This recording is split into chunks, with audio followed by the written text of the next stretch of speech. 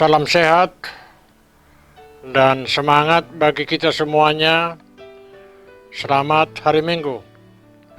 Firman Tuhan pada hari Minggu ini tertulis dalam Lukas 6 ayat 39 sampai 42. Demikianlah firman Tuhan. Yesus mengatakan pula suatu perumpamaan kepada mereka. Dapatkah orang buta menuntun orang buta?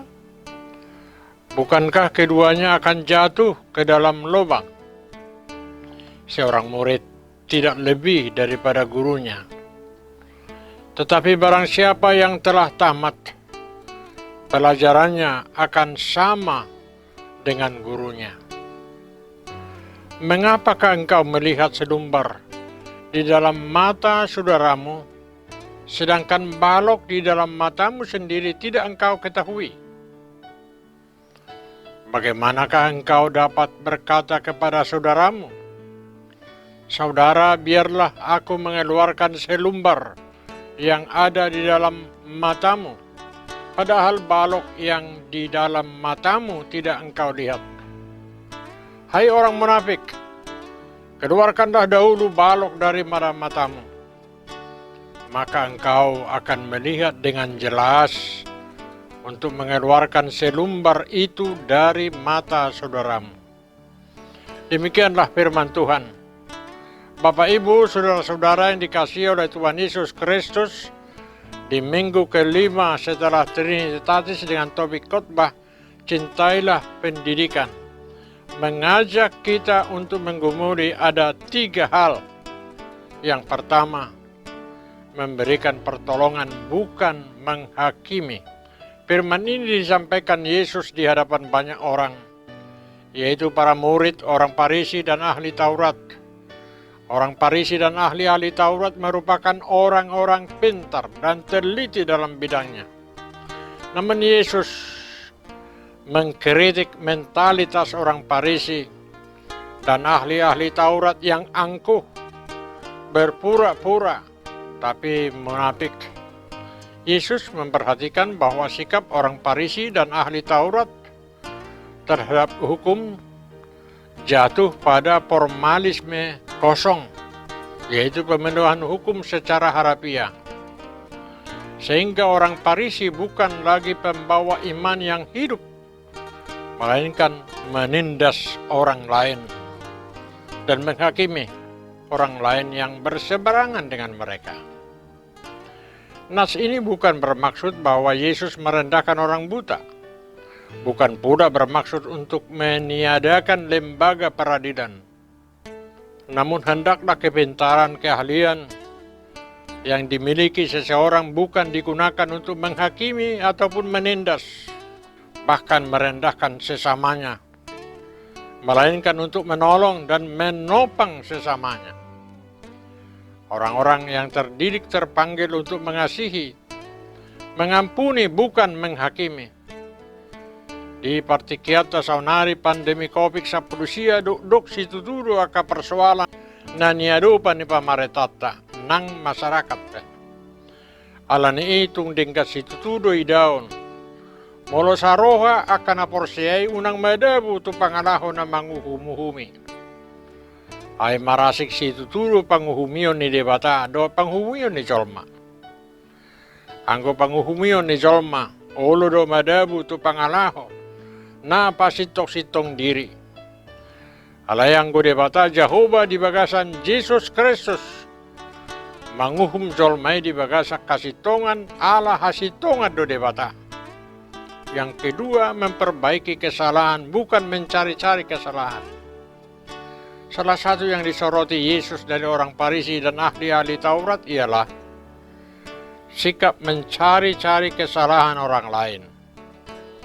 Itu sebabnya Yesus mengatakan di ayat 41, "Mengapakah engkau melihat selumbar di dalam mata saudaramu, sedangkan balok di dalam matamu sendiri tidak engkau ketahui?"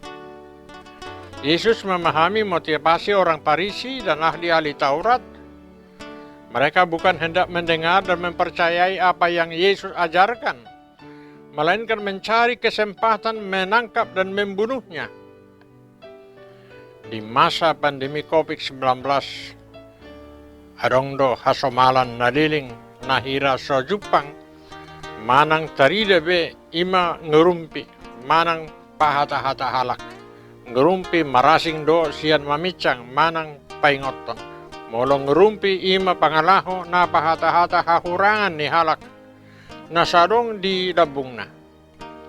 Alay mamicangi ma pangalaho na paingoton dongan di haurangan na asamuba. Halak na gumuruhon pangatusyon dang lomorohana pahata-hata. Manang pabuah-buahon huhut mga duduhi hahurangan ni dongan. Yang ketiga, cintailah sang pendidik agung makaholongi pangajari bulu ni. Yesus Kristus adalah sang pendidik agung. Ia mendidik 12 orang murid-muridnya dan itu adalah murid-murid pilihan. Ia pula mendidik banyak orang berbagai cara dengan berbagai peristiwa. Terkadang ia mendidik dengan lemah lembut, namun terkadang dengan tegas bahkan keras. Terkadang didikannya ditabur dan ditebar dalam suasana keceriaan, namun terkadang dalam keterlukaan dan kedukaan. Terkadang ia mendidik di tepi danau yang tenang, namun terkadang pula di tengah badai yang menerjang.